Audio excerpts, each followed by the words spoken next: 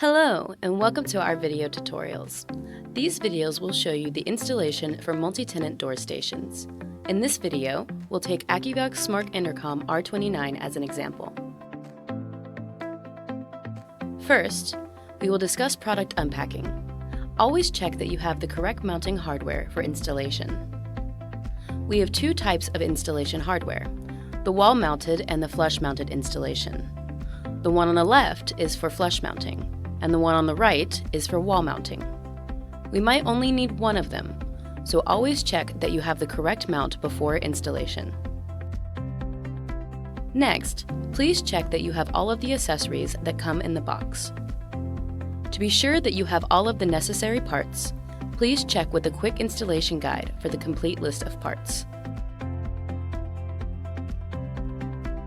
There are many different kinds of physical interfaces on the device, as you can see on the screen. Please check and make sure that you have all of the necessary wires reserved for the installation. For the basic installation of the intercom, you want to power the unit and wire the relay for access control. To power the device, we need one UTP cable with PoE and wires for relay connection to corresponding pins. If there is no PoE, you can also use the 12-volt direct power input by using an adapter or PoE injector. Here, we have some examples to show the different wiring connections. Ethernet connection with Cat5 or Cat6 cable. Direct 12-volt power input wiring.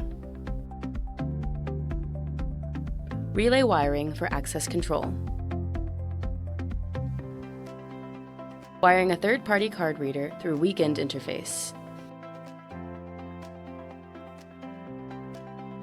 RS-485 wiring for some RS-485 supported devices, such as elevator control units. Wiring of input devices, such as exit buttons and sensors. Thanks for watching. We wish you a pleasant experience with Akuvox.